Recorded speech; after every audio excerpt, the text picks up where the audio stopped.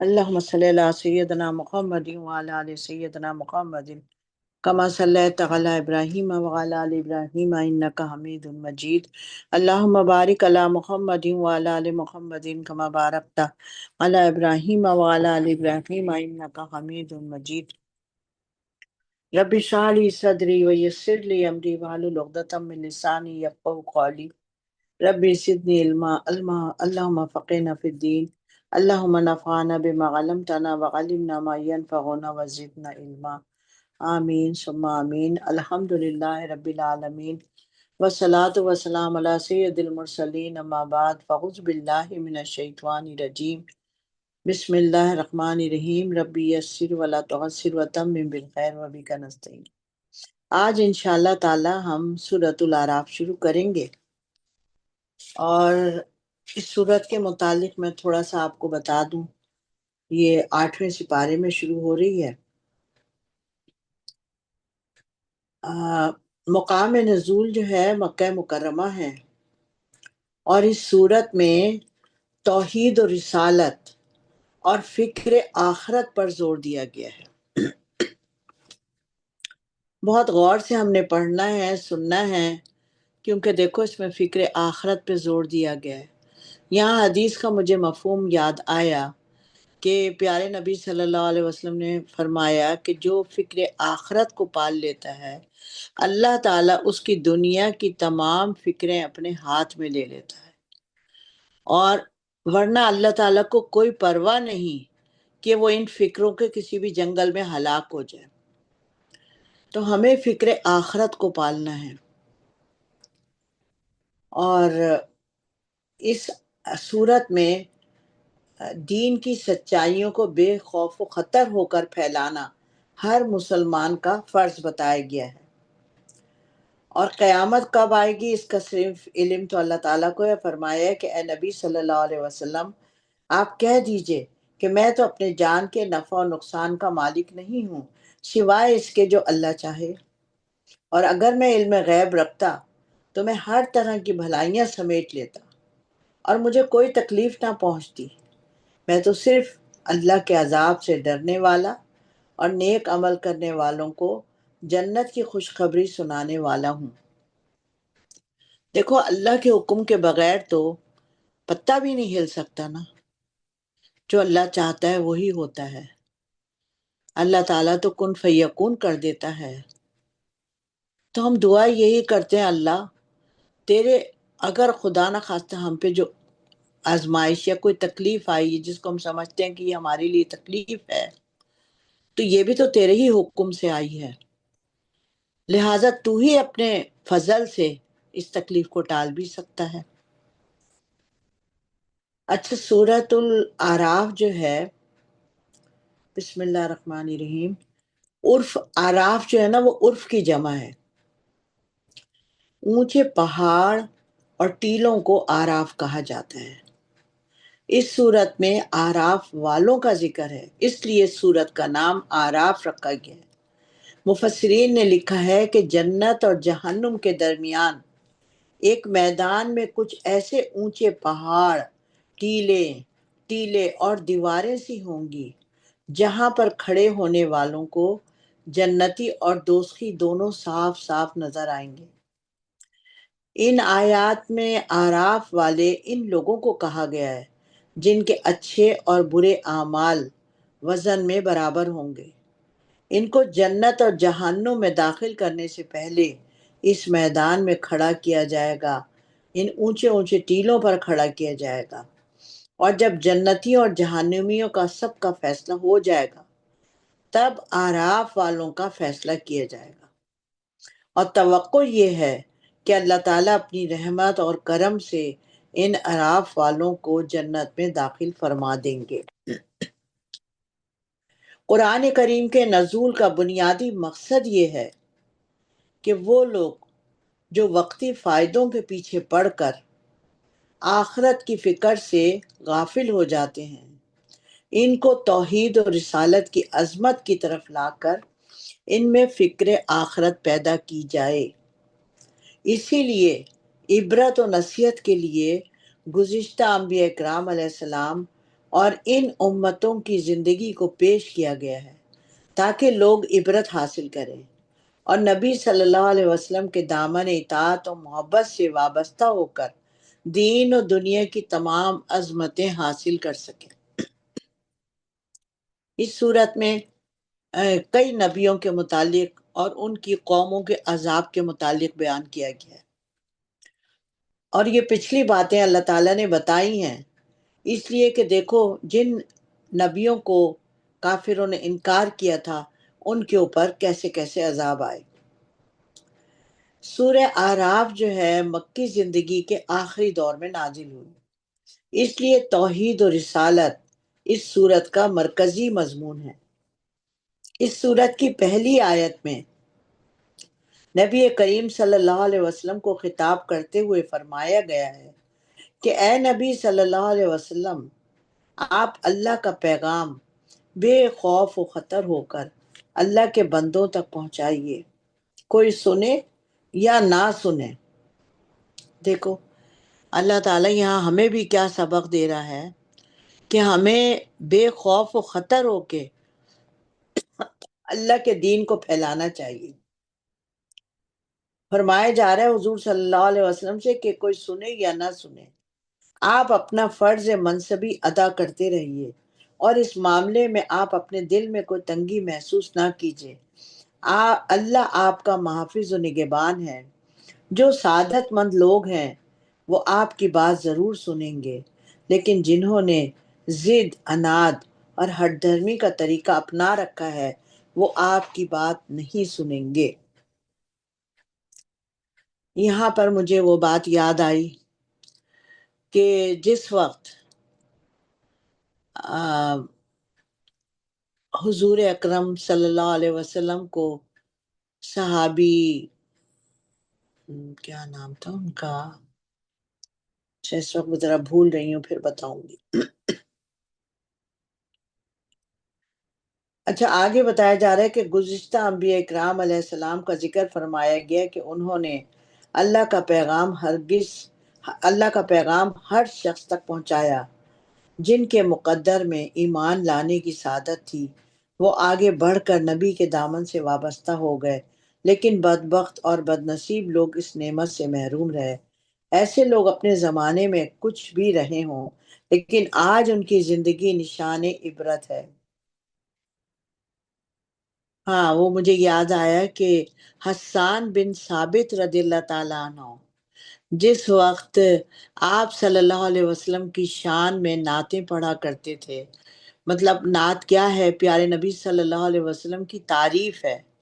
تو جس وقت تعریف کیا کرتے تھے آپ صلی اللہ علیہ وسلم کو ان کا تعریف کرنا بہت پسند آتا تھا، اور آپ ممبر لا کے رکھ دیا کرتے تھے کہ یہاں بیٹھو، اور خود سامنے بیٹھ جاتے تھے اور سنا کرتے تھے ان کے اشعار جب وہ آپ صلی اللہ علیہ وسلم کی تعریف میں بولا کرتے تھے کہ وہ جب مسلمان نہیں ہوئے تھے اس زمانے کے بہت بڑے شاعر تھے، اور آپ صلی اللہ علیہ وسلم کا یہی دل چاہتا تھا کہ یہ اشعار سن کے، تعریف سن کے یہ کافر لوگ جو ہیں یہ بھی مسلمان ہو جائیں، اور وہ بہت اشعار کہا کرتے تھے اور کہنے میں کچھ تھوڑا کبھی کبھی ڈر محسوس کرتے تھے۔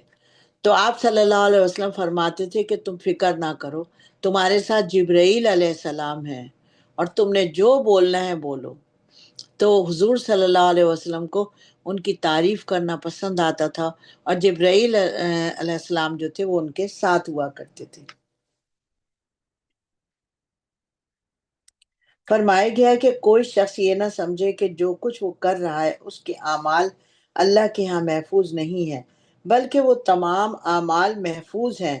ان اعمال کو تولا جائے گا، جس کے جیسے اعمال ہوں گے اس سے ویسے ہی معاملہ کیا جائے گا۔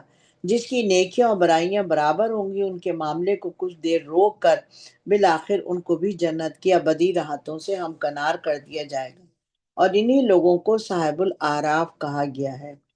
اب دیکھیے ہم میں سے کتنے لوگ ہیں جو الحمدللہ نیک اعمال کرتے ہیں، اچھے اعمال کرتے ہیں، بہت ساری اچھی باتیں کرتے ہیں، لیکن ہم ان کو اپنے باقیات اور صالحات کو سنبھال کے نہیں رکھتے۔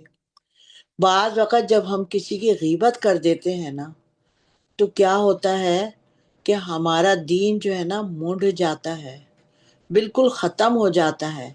ہمارے نیک اعمال جو ہیں اس شخص کے خانے میں چلے جاتے ہیں جس کی ہم نے غیبت کی ہو۔ اور سب سے چھوٹی غیبتوں میں یہ بھی ہے، فرض کرو کہ کوئی انسان موٹا ہے یا چھوٹے قد کا ہے، اور اس کو ہم نے کسی دوسری عورت کے سامنے کہہ دیا کہ ہاں وہ جو موٹی سی عورت ہے نا وہ ہے اس نے فلانی بات کہی تھی، تو یہ بھی غیبت ہے۔ ہر وہ بات جو آپ کسی کے منہ پہ بولیں اور اس کو وہ اچھی نہ لگے تو وہ غیبت ہے۔ لہٰذا ہمیں ان چیزوں سے بھی بچنا چاہیے تاکہ غیبت، چغلی، حسد وغیرہ کی وجہ سے ہمارے نیک اعمال جو ہیں وہ ضائع نہ ہو جائیں۔ ہم نے ان کو سنبھال کے رکھنا ہے۔ اور جیسا کہ پیارے نبی صلی اللہ علیہ وسلم نے مختلف احادیث میں بتایا ہے کہ انسان اپنی زبان اور شرمگاہ ان دو چیزوں کی حفاظت کر لے تو میں جنت میں جانے کی ذمہ داری لیتا ہوں۔ ہمیں کم سے کم بولنا ہے، ضرورت کی بات بولنی ہے، دین کی بات بولنی ہے، دنیاوی باتوں سے بہت بچ کے رہنا ہے۔ ہم اگر کسی محفل میں بھی جاتے ہیں، اور فرض کرو کسی خاندان والوں کی محفل ہے یا اور دوست احباب کی کوئی ہے، تو ہم وہاں جو بھی بات کریں اللہ اور رسول صلی اللہ علیہ وسلم کی بات کریں تاکہ ہم غیبتوں سے اور چغلیوں سے بچ کے رہیں۔ چلے اب ہم ترجمہ شروع کرتے ہیں انشاءاللہ۔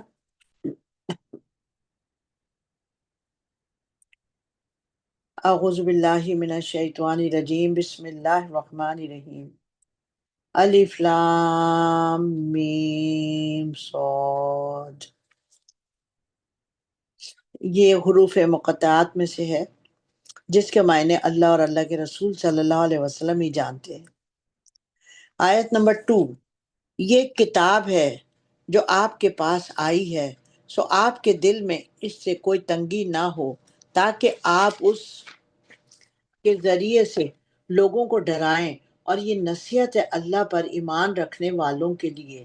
تم لوگ اس کی پیروی کرو جو تم پر تمہارے رب کی طرف سے نازل ہوئی ہے، اور اللہ کے سوا دوسرے رفیقوں کی پیروی نہ کیا کرو، تم بہت ہی کم نصیحت مانتے ہو۔ اور کتنی ہی بستیاں ہیں کہ ہم نے ان کو ہلاک کر دیا، اور ان پر ہمارا عذاب رات کے وقت پہنچا یا جب کہ وہ دوپہر کے وقت آرام میں تھے، سو جس وقت ان پر ہمارا عذاب آیا اس وقت ان کے منہ سے کوئی بات نہیں نکلی بجز اس کے کہ انہوں نے کہا کہ واقعی ہم ظالم تھے۔ پھر ہم ان لوگوں سے ضرور پوچھیں گے جن کے پاس رسول پہنچے تھے، اور رسولوں سے بھی ضرور پوچھیں گے، پھر ہم ان کے سامنے پورا پورا قصہ بیان کر دیں گے جو ہمیں اچھی طرح علم ہے، اور کبھی بھی بے خبر نہ رہے۔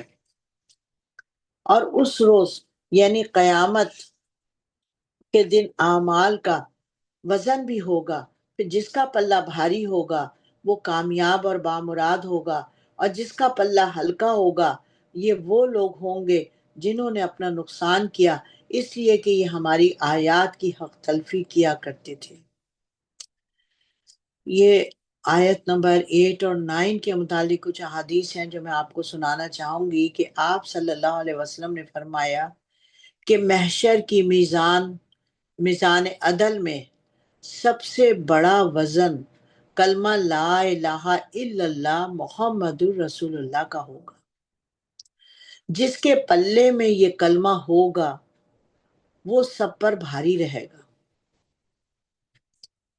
دیکھیے کلمہ چھوٹا سا ہے، بہت آسان ہے، مگر اس کا وزن سب سے زیادہ ہوگا۔ تو اگر یہ کلمہ ہم روزانہ 313 دفعہ پڑھتے ہیں تو ہم کثرت سے پڑھنے والوں میں شامل ہو جائیں گے۔ اللہ تعالی ہمیں کثرت سے پڑھنے والوں میں شامل کر دے گا۔ اور دوسری حدیث کا مفہوم ہے کہ گناہوں سے بھرے ایک شخص کو لایا جائے گا، اشہد ان لا الہ و اشہد ان محمدن عبدہ و رسول اللہ، اس کے پاس ایک کاغذ پہ لکھا ہوگا، اس کی وجہ سے اس کا پلہ بھاری ہو جائے گا۔ اور حضرت ابو ہریرہ رضی اللہ تعالیٰ کی وہ حدیث جس پر امام بخاری رحمۃ اللہ علیہ نے اپنی کتاب کو ختم کیا ہے، اس میں یہ ہے کہ 2 کلمے ایسے ہیں جو زبان پر بہت ہلکے مگر میزان عمل میں بہت بھاری ہیں اور اللہ تعالیٰ کے نزدیک بہت محبوب ہیں، وہ یہ ہیں: سبحان اللہ و بحمدہ، سبحان اللہ العظیم۔ دیکھیے یہ بھی کتنا چھوٹا سا ہے لیکن میزان عمل میں کتنا بھاری ہوگا۔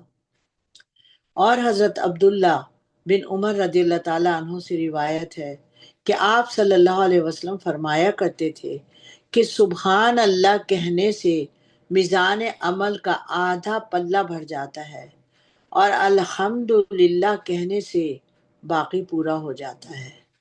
اور آپ صلی اللہ علیہ وسلم نے یہ بھی فرمایا کہ میزان عمل میں حسن خلق کے برابر کوئی عمل وزنی نہیں ہوگا، یعنی کہ ہمارا جو اخلاق ہے وہ ہمیں بہت اچھا رکھنا ہے۔ حضرت ابو ذر غفاری رضی اللہ تعالیٰ عنہ نے فرمایا کہ میں تمہیں ایسے دو کام بتاتا ہوں جن پر عمل کرنا انسان کے لیے کچھ بھاری نہیں، اور میزان عمل میں وہ سب سے زیادہ بھاری ہوں گے۔ ایک تو حسن خلق اور دوسرے خاموش رہنا، یعنی بلا ضرورت کلام نہ کرنا۔ خوف خدا سے آخرت کے خوف سے رونا ایسا ہے کہ اس کو جب تولا جائے گا تو ایک آنسو کا قطرہ آگ بجھا دے گا۔ کتنی پیاری باتیں ہمیں اس حدیث سے پتہ چلتی ہیں۔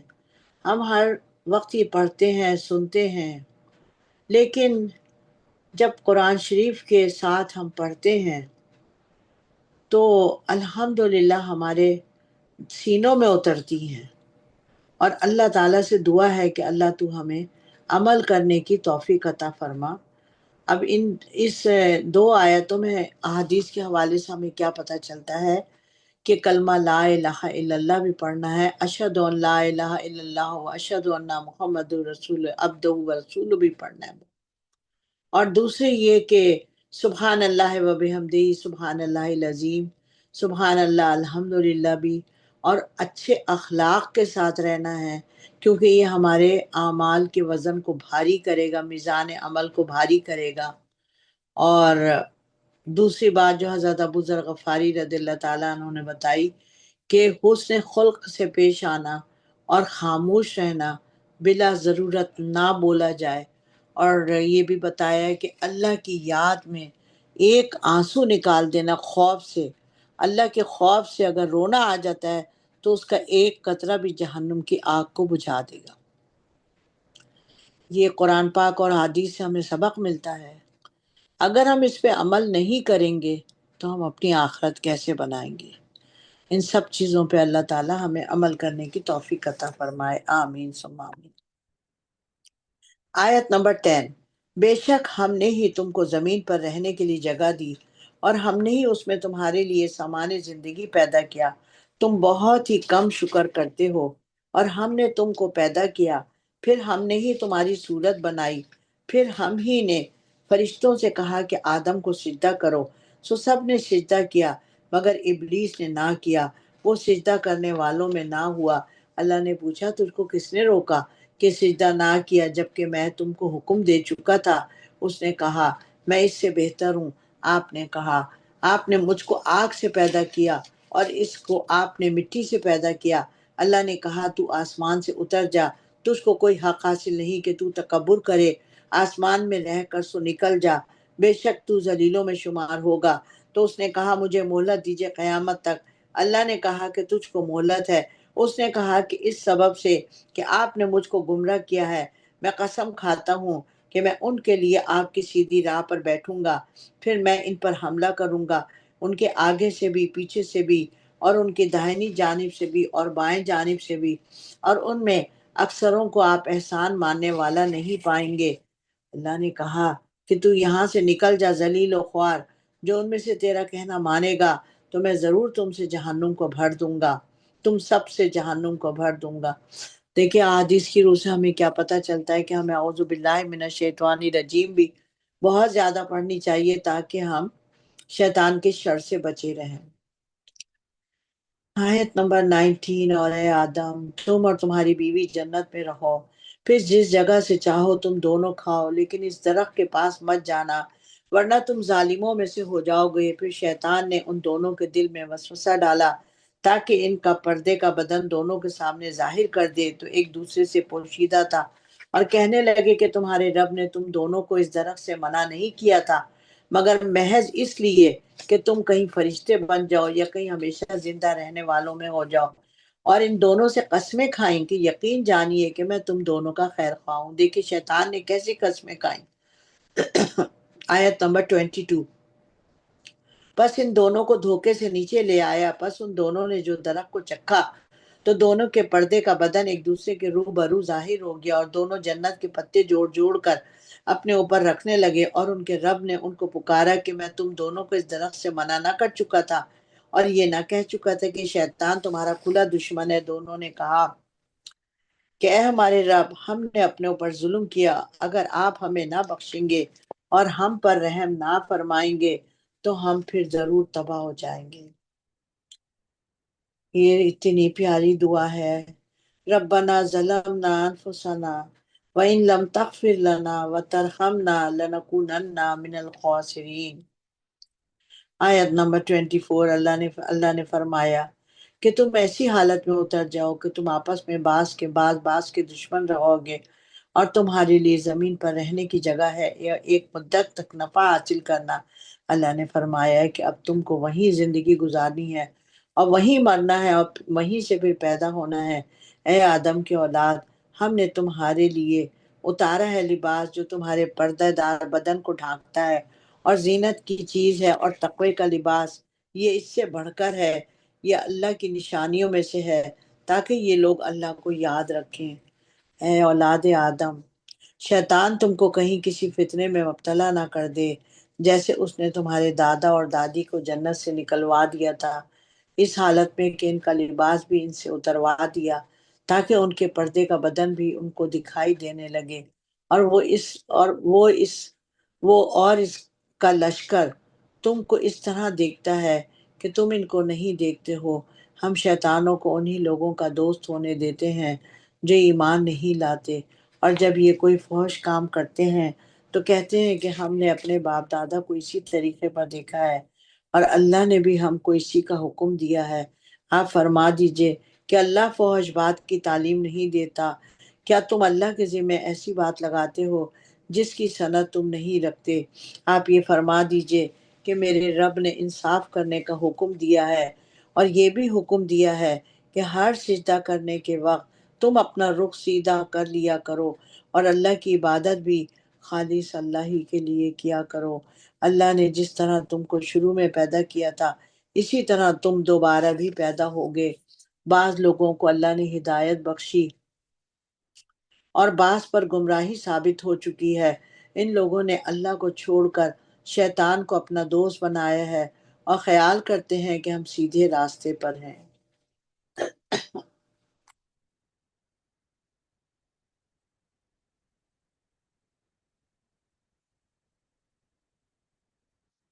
آیت نمبر 31۔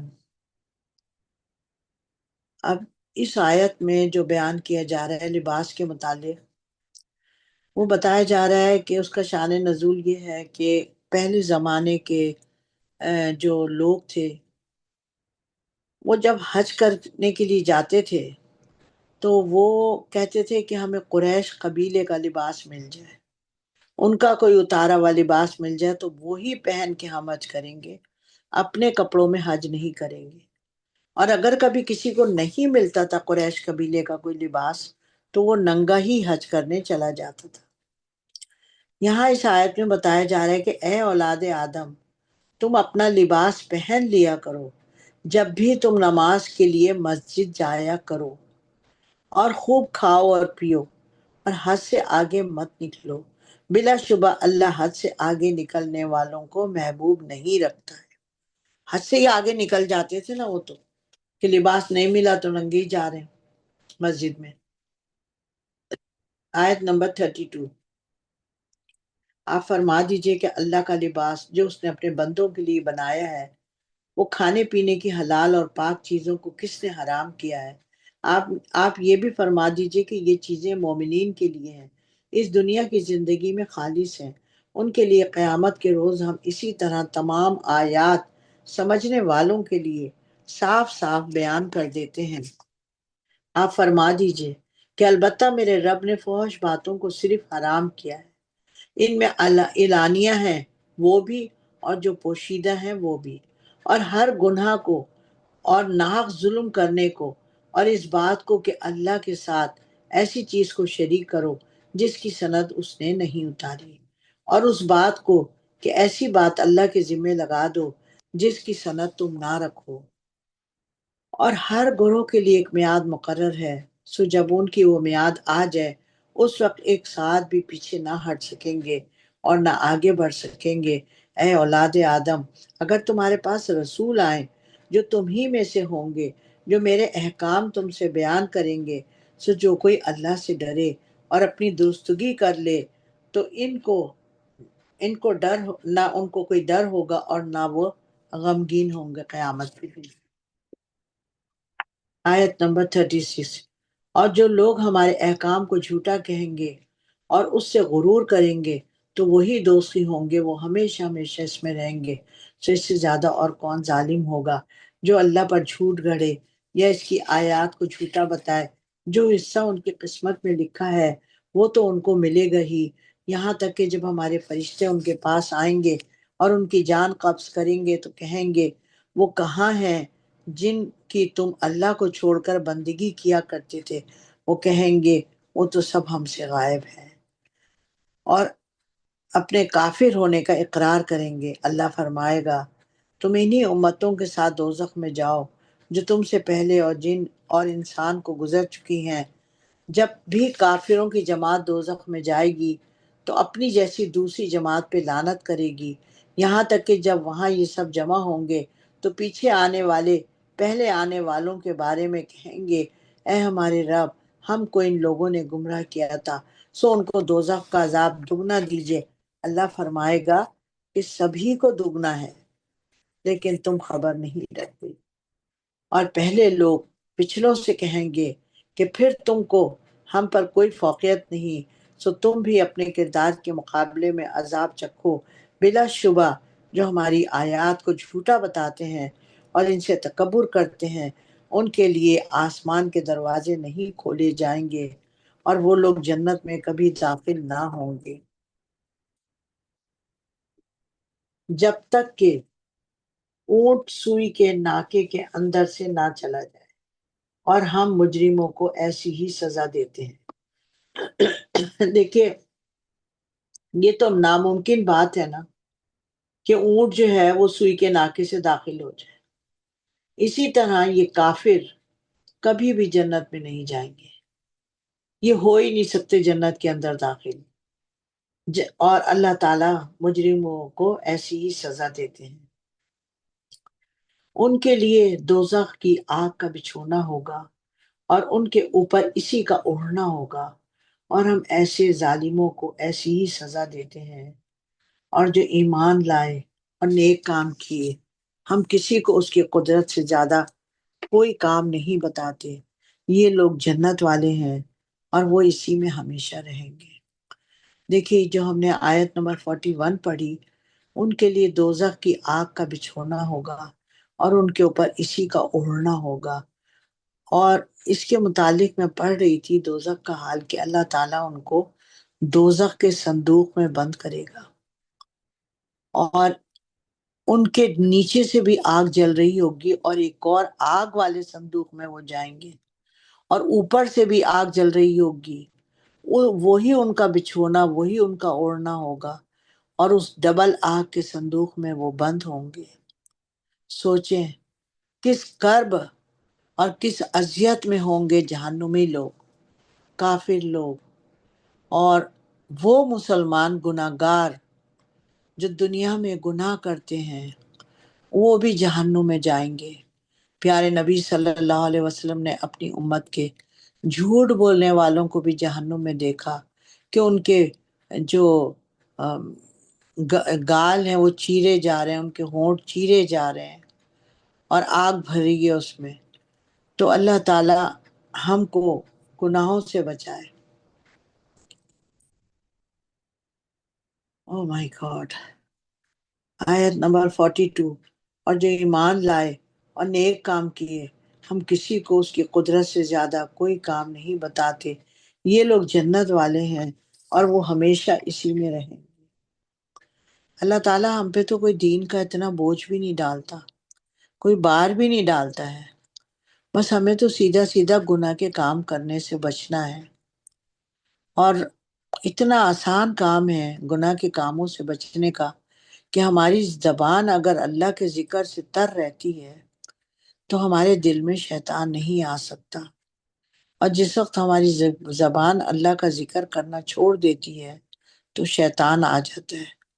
تو سبحان اللہ، الحمدللہ، یہ جو اذکار ہیں یہ کہنے کتنے آسان ہیں، اور گناہ سے بچنا کتنا آسان ہے کہ جس وقت اعوذ باللہ من الشیطان الرجیم بار بار انسان پڑھ لیتا ہے تو گناہوں سے بھی اللہ اسے بچا لیتا ہے. آیت نمبر 43.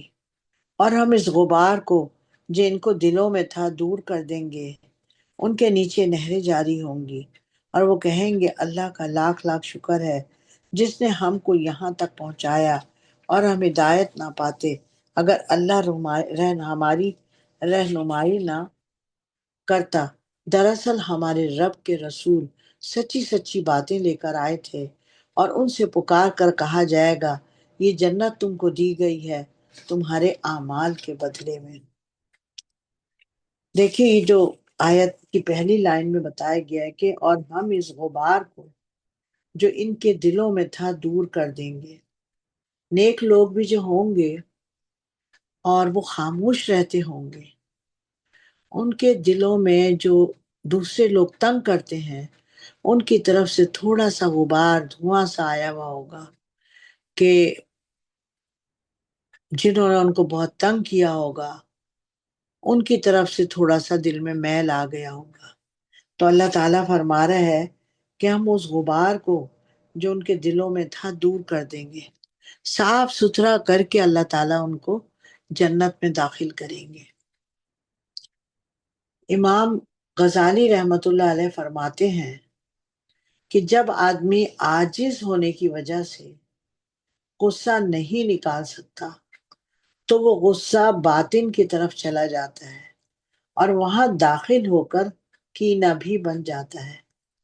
کینے کا مفہوم یہ ہے کہ کسی کو بھاری جاننا اور اس سے نفرت کرنا اور دشمنی رکھنا. تو ہمیں کینے سے بھی بہت زیادہ بچنا ہے. اور جس وقت ہمارا کسی کے ساتھ دل میں برائی آ جائے تو اس برائی کو ہمیں نکالنے کی کوشش کر دینی چاہیے، اس غصے کو نکالنے کی کوشش کر دینی چاہیے. کسی پہ غصہ نہیں کرنا بلکہ اعوذ باللہ من الشیطان الرجیم پڑھ کے اور قل واللہ کئی دفعہ پڑھ کے، اعوذ باللہ کئی دفعہ پڑھ کے جب آپ اپنے سینے پہ دم کریں گے تو انشاءاللہ وہ غصہ آپ کے دل سے نکل جائے گا. احادیث میں بغض و کینے کی شدید مذمت کی گئی ہے. حضرت ابو ہریرہ رضی اللہ تعالیٰ عنہ سے روایت ہے کہ آپ صلی اللہ علیہ وسلم نے ارشاد فرمایا لوگوں کے اعمال ہفتے میں 2 دفعہ یعنی پیر اور جمعرات کے دن پیش کیے جاتے ہیں. ہر مسلمان بندے کی مغفرت کر دی جاتی ہے سوائے اس بندے کے جو اپنے بھائی کے ساتھ کینہ رکھتا ہو. آپ صلی اللہ علیہ وسلم نے فرمایا کہ بغض رکھنے سے بچو کیونکہ بغض جو ہے وہ دین کو مونڈ کے رکھ دیتا ہے.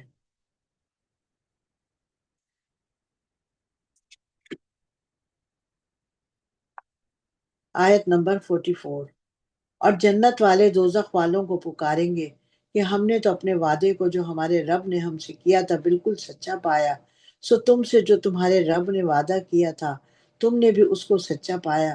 وہ کہیں گے ہاں. پھر ایک اعلان کرنے والا دونوں کے درمیان میں اعلان کرے گا کہ اللہ کی مار ہو ان ظالموں پر جو اللہ کی راہ سے روکتے تھے اور اس میں کجی تلاش کیا کرتے تھے اور وہ آخرت میں بھی نہیں مانتے تھے، آخرت پر بھی نہیں مانتے تھے. اور ان دونوں کے درمیان ایک آڑ ہوگی اور آراف پر بہت سے آدمی ہوں گے جو ہر آدمی کو اس کی نشانی سے پہچان لیں گے، اور وہ جنت والوں کو پکاریں گے کہ السلام علیکم، ابھی یہ آراف والے جنت میں داخل نہیں ہوئے ہوں گے اور جانے کے امیدوار ہوں گے۔ یہ آیت نمبر 46 میں حضرت جابر بن عبداللہ رضی اللہ تعالیٰ عنہ سے روایت ہے کہ آپ صلی اللہ علیہ وسلم سے دریافت کیا گیا کہ اہل اعراف والے کون لوگ ہیں، تو آپ صلی اللہ علیہ وسلم نے فرمایا یہ وہ لوگ ہیں جو اپنے والدین کی مرضی اور اجازت کے بغیر جہاد میں شریک ہو گئے اور اللہ کی راہ میں شہید ہو گئے، تو ان کے جنت کے داخلے سے ماں باپ کی نافرمانی سے روک دیا گیا ہے، اور جہنم کے داخلے سے شہادت فی سبیل اللہ نے روک دیا ہے، کیونکہ انہوں نے شہادت پائی، اس لیے جہنم وہ آراف کے ٹیلوں پر کھڑے ہوں گے۔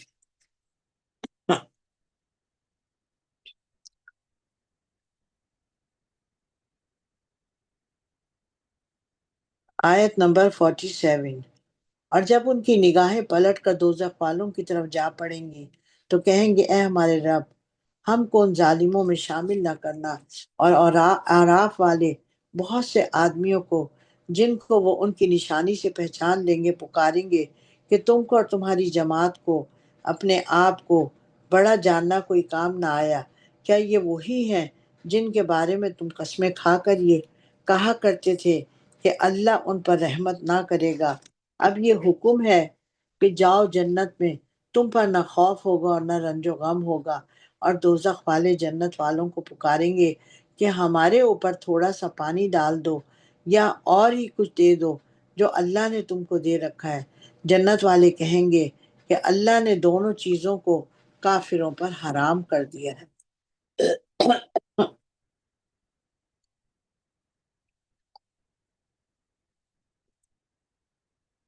آیت نمبر 51، جنہوں نے دنیا میں اپنے دین کو لہو و لعب بنا رکھا تھا اور جن کو دنیا کی زندگی نے دھوکے میں ڈال رکھا تھا، بس آج ہم بھی ان کو بھول جائیں گے جیسا کہ وہ اس دن کو بھولے ہوئے تھے، اور جیسا کہ یہ ہماری آیات کا انکار کیا کرتے تھے، اور ہم نے ان کے پاس ایک کتاب پہنچا دی ہے جس کو ہم نے اپنے ذاتی علم کے ساتھ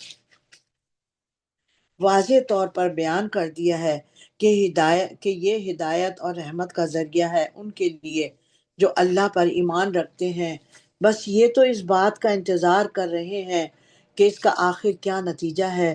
جس روز اس کا آخری نتیجہ آئے گا، اس روز جو اس کو پہلے سے بھولے ہوئے تھے کہیں گے کہ واقعی ہمارے رب کے رسول تو سچی سچی باتیں لائے تھے، سو اب کیا کوئی ہمارا سفارشی ہے کہ وہ ہماری سفارش کر دے، یا پھر ہمیں واپس جانے دیا جائے تاکہ ہم عمل کریں برخلاف اس عمل کے جو ہم کرتے تھے۔ بے شک ان لوگوں نے اپنے آپ کو خسارے میں بلا شبہ خسارے میں ڈالا، اور جو یہ افطرا کرتے تھے سب گم ہو جائے گا، بلا شبہ تمہارا رب اللہ ہی ہے جس نے سارے آسمان اور زمین 6 دن میں پیدا کیے، پھر عرش پر قائم ہوا، وہی رات سے دن کو چھپا دیتا ہے، اسی طرح کہ رات دن کو فوراً پکڑ لیتی ہے، اور سورج چاند ستارے اسی نے پیدا کیے، اس طور پر کہ سب اسی کے حکم کے تابع ہیں۔ یاد رہے اللہ ہی کے لیے ہے خالق ہونا اور حاکم ہونا، اللہ ہی بڑی برکتوں والا ہے جو سارے جہانوں کا رب ہے۔ تم اپنے رب سے ہی دعا کیا کرو اچھی طرح گڑ گڑا کر اور آہستہ آہستہ، وہ واقعی حد سے آگے بڑھنے والوں کو پسند نہیں کرتا۔ اور دنیا میں شر و فساد نہ پھیلایا کرو، اس کو درست کرنے کے بعد، اور اللہ ہی کی بندگی کیا کرو ڈرتے ہوئے اور امید کرتے ہوئے، بے شک نیک کام کرنے والوں سے اللہ کی رحمتیں بہت قریب ہیں۔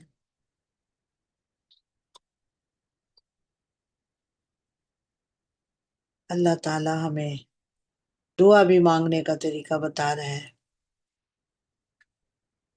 آیت نمبر 57، اور وہی ہے جو اپنی رحمت سے ہواؤں کو بھیجتا ہے جو خوشخبری دیتی ہیں بارش کی، یہاں تک کہ جب وہ ہوائیں بھاری بادلوں کو اٹھا لیتی ہیں تو ہم اس کو کسی خشک زمین کی طرف چلا دیتے ہیں، پھر اس بادل سے مے برساتے ہیں، پھر اس پانی سے قسم قسم کے پھل نکالتے ہیں، اسی طرح ہم مردوں کو نکال کھڑا کر دیں گے تاکہ تم سمجھو۔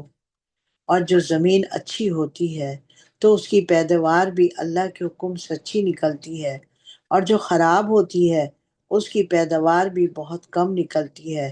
اسی طرح ہم اپنی آیتیں طرح طرح سے بیان کرتے ہیں ان لوگوں کے لیے جو قدر کرتے ہیں۔ ہم نے نوح کو اس کی قوم کی طرف بھیجا تو فرمایا، اے میری قوم، تم اللہ کی بندگی کیا کرو، اس کے سوا کوئی تمہارا معبود نہیں۔ میں ڈرتا ہوں تم پر ایک بڑے دن کے عذاب سے۔ ان کی قوم کے بڑے بڑے لوگوں نے کہا کہ ہم تم کو سرئی غلطی میں مبتلا دیکھتے ہیں۔ آپ نے فرمایا، اے میری قوم، مجھ میں تو ذرا سی بھی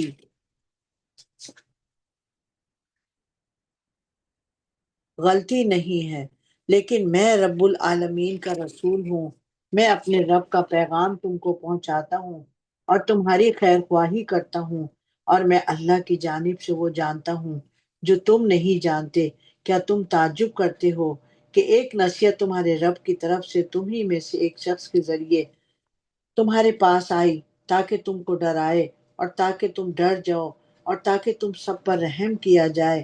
سو وہ نوح علیہ السلام کی تکذیب ہی کرتے رہے، اور ہم نے نوح علیہ السلام کو اور ان لوگوں کو جو ان کے ساتھ کشتی میں سوار تھے بچا لیا، اور ہم نے غرق کر دیا جو ہماری آیات کو جھٹلایا کرتے تھے۔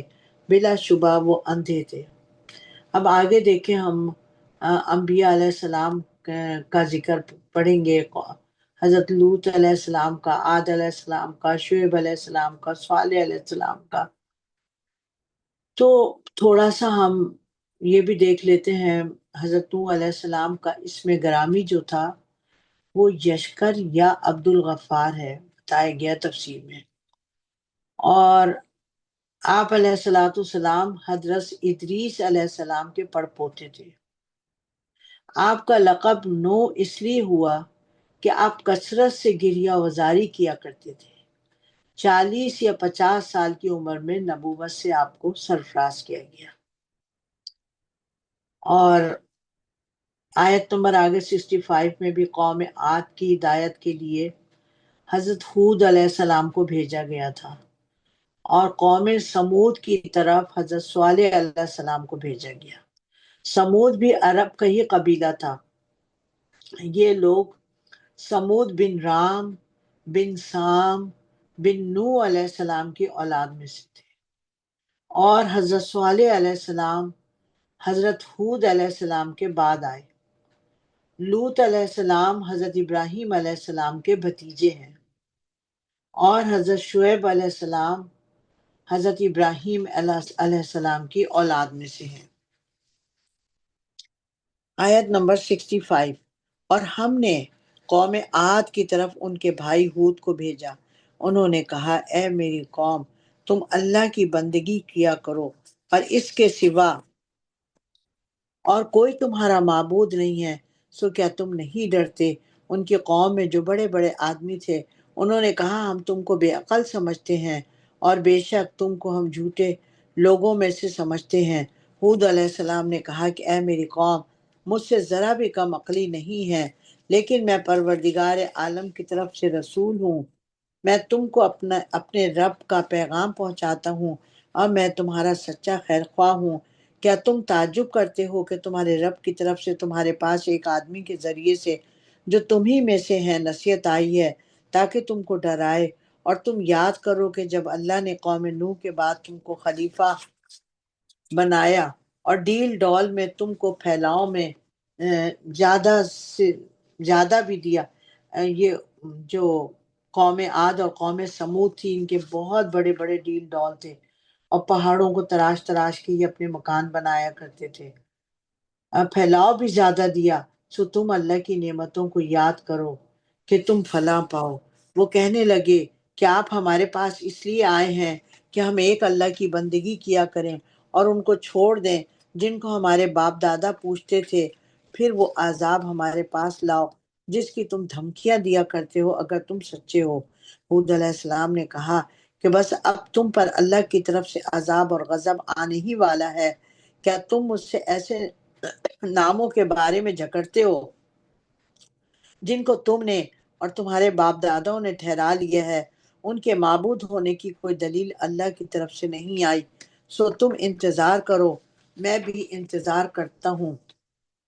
غرض ہم نے ان کو اور ان کے ساتھیوں کو اپنی رحمت سے بچا لیا اور ان لوگوں کی جڑ کاٹ دی جنہوں نے ہماری آیات کو جھٹلایا تھا، وہ ایمان والے نہ تھے۔ دیکھیے، اب میں یہاں پر قوموں کا عذاب جن نبیوں پر آیا اس کا مختصر خاکہ بتا دیتی ہوں۔ ہود علیہ السلام نے قوم عاد کو بت پرستی چھوڑنے کو کہا۔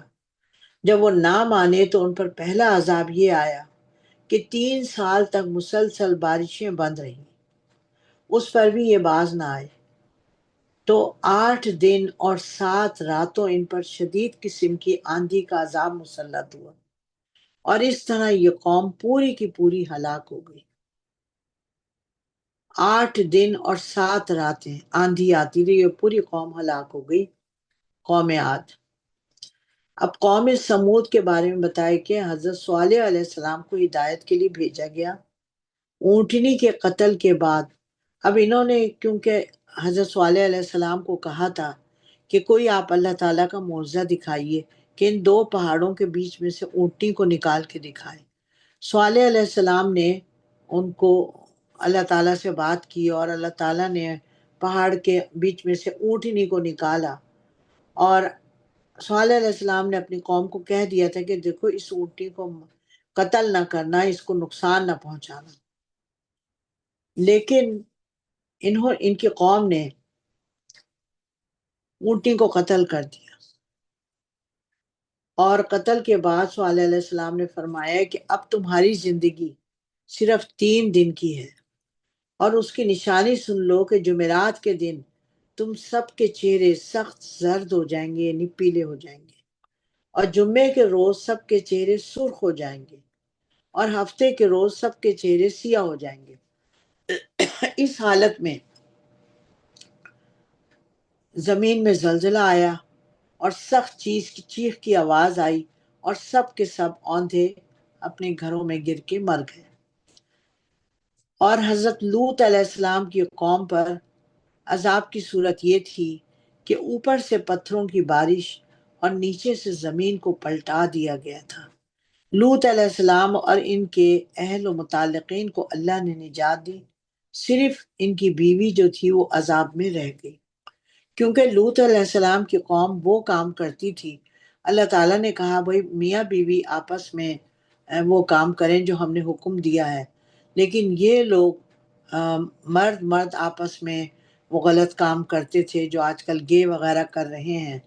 تو اللہ تعالیٰ نے، اور ان کی جو بیوی تھی حضرت لوط علیہ السلام کی، وہ کوئی لڑکا وڑکا آتا تھا تو فوراً لوگوں کو اطلاع کر دیا کرتی تھی کہ فلاں لڑکا شہر میں آیا ہے، تو ان کی بیوی جو تھی وہ اس عذاب میں ختم ہوئی۔ اور حضرت شعیب علیہ السلام کی قوم پر جو عذاب آیا وہ سخت گرمی مسلط کی گئی، پھر ایک بادل کا ٹکڑا آیا اور یہ لوگ اس کے نیچے جمع ہوئے۔ اس وقت یہ بادل آگ بن کر برسا اور ان پہ زلزلہ آ گیا۔ تو حضرت شعیب علیہ السلام کی قوم کیا کرتی تھی کہ ناپ تول میں کمی کیا کرتی تھی، اور حضرت شعیب علیہ السلام ان کو منع کرتے تھے اور اللہ کے اصولوں پر لانے کی کوشش کرتے تھے، مگر یہ لوگ نہ مانے۔ آیت نمبر 72 میں نے بھی پڑھا کہ غرض ہم نے ان کو اور ان کے ساتھیوں کو اپنی رحمت سے بچا لیا اور ان لوگوں کی جڑیں کاٹ دی جنہوں نے ہماری آیات کو جھٹلایا تھا اور وہ ایمان لانے والے نہیں تھے۔ اور ہم نے قوم سمود کی طرف ان کے بھائی صالح کو بھیجا، انہوں نے کہا کہ اے میری قوم، تم اللہ کی بندگی کیا کرو، اس کے سوا کوئی معبود تمہارا نہیں ہے، تمہارے رب کی طرف سے تمہارے پاس ایک کھلی نشانی آ چکی ہے، وہ یہ ہے کہ اونٹنی اللہ کی جو تمہارے لیے ایک نشانی ہے، سو اب اس کو چھوڑ دو کہ اللہ کی زمین میں کھاتی پھرا کرے، اور اس کو برائی سے ہاتھ نہ لگانا، کبھی تم کو دردناک عذاب آ پکڑے۔ اور تم یاد کرو کہ تم کو اللہ نے عاد کے بعد آباد کیا اور تم کو زمین پر رہنے کے لیے ٹھکانہ دیا کہ نرم زمین پر محل بناتے ہو، اور پہاڑوں کو تراش کر ان میں گھر بناتے ہو، سو تم اللہ کی نعمتوں کو یاد کیا کرو اور زمین میں فساد مت پھیلایا کرو۔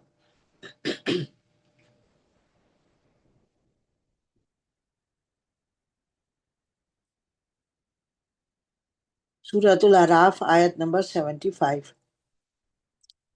ان کی قوم میں مغرور سرداروں نے اپنی قوم کے غریب لوگوں سے پوچھا جو ایمان لے آئے تھے کہ کیا تم جانتے ہو کہ صالح علیہ السلام اپنے رب کی طرف سے رسول بن کر آئے ہیں؟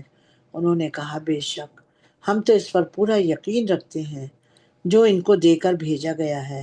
وہ مغرور لوگ بولے کہ تم جس چیز پر یقین لائے ہوئے ہو ہم اس سے انکار کرنے والوں میں سے ہیں۔ غرض انہوں نے اونٹنی کو مار ڈالا اور اپنے رب کے حکم سے سرکشی کی اور کہا کہ اے صالح، جس کو تم دھمکی دیا کرتے تھے اس کو منگاؤ اگر آپ اللہ کے رسول ہیں۔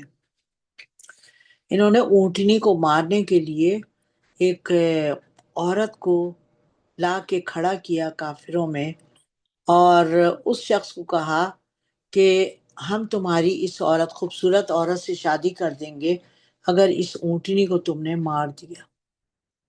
اس شخص نے جا کر اس اونٹنی کو مارا اور اللہ کا عذاب سب پر آیا۔ آیت نمبر 78۔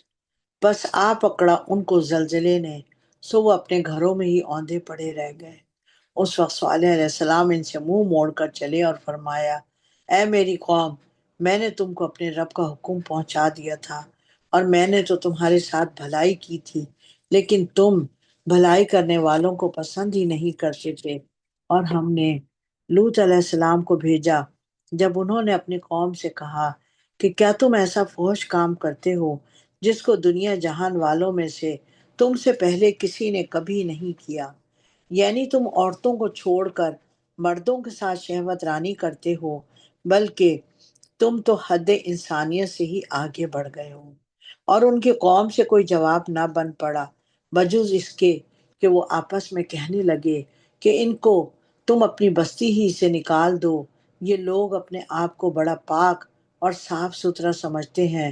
سو ہم نے لوط علیہ السلام کو اور ان کے اہل عیال کو بجز ان کی بیوی کے بچا لیا، وہ عذاب میں رہنے والوں میں رہ گئی۔ اور ہم نے قوم لوط علیہ السلام پر ایک نئے طریقے کا مے برسایا، ذرا دیکھو تو صحیح کہ مجرموں کا انجام کس طرح ہوا۔ اور ہم نے مدین کی طرف ان کے بھائی شعیب کو بھیجا۔ دیکھیے جو قوم لوط تھی ان کے اوپر تو پتھروں کی بارش ہوئی، جو عجیب یہ اس آیت میں بتایا گیا نا 84 میں، کہ ہم نے قوم لوط علیہ السلام پر ایک نئے طریقے کا مے برسایا، ذرا دیکھو تو صحیح ان مجرموں کا انجام کیا ہوا۔ اور زمین بھی پلٹا دی گئی، پتھروں کا مے بھی برسا۔ آیت نمبر 85۔ اور ہم نے مدین کی طرف ان کے بھائی شعیب کو بھیجا۔ شعیب علیہ السلام نے اپنی قوم سے کہا کہ اے میری قوم، تم اللہ کی بندگی کیا کرو، اس کے سوا تمہارا کوئی معبود نہیں، تمہارے پاس تمہارے رب کی طرف سے کھلی نشانیاں آ چکی ہیں، تو تم ناپ تول پوری پوری کیا کرو اور لوگوں کو نقصان ان کی چیزوں میں مت کیا کرو اور زمین میں فساد مت پھیلایا کرو جبکہ اس کی درستی کی جا چکی۔ یہ تمہارے لیے مفید ہے اگر تم ایمان رکھتے ہو۔ اور تم سڑکوں پر مت بیٹھا کرو اس غرض سے کہ تم مومنین کو دھمکیاں دیا کرو اور اللہ کی راہ سے ان کو روکا کرو اور اس میں کجی تلاش کیا کرو۔ دیکھیے مدین شہر جو تھا نا بہت خوبصورت تھا، اور وہاں پر لوگ سیر و تفریح کے لیے آیا کرتے تھے، اور جب وہ سیر و تفریح کے لیے آیا کرتے تھے تو اس کے راستے میں یہ مدین والے بیٹھ جایا کرتے تھے اور ان کو بہکایا کرتے تھے۔ اور یاد کیا کرو اس وقت کو جب تم کم تھے تو اللہ نے تم کو زیادہ کر دیا، اور دیکھا کرو کہ فساد کرنے والوں کا انجام کیسا ہوا۔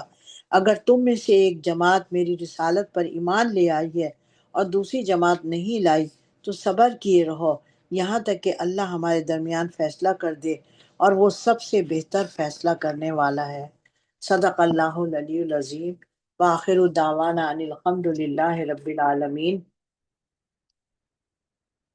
اللہم ارزقنا تفکرا و تدبرا بما یتلوہ لساننا من کتابکا والفهم له والمعرفة بمعنيه ونظر في غجائبه والعمل بذلك ما بقيتنا إنك على كل شيء قدير۔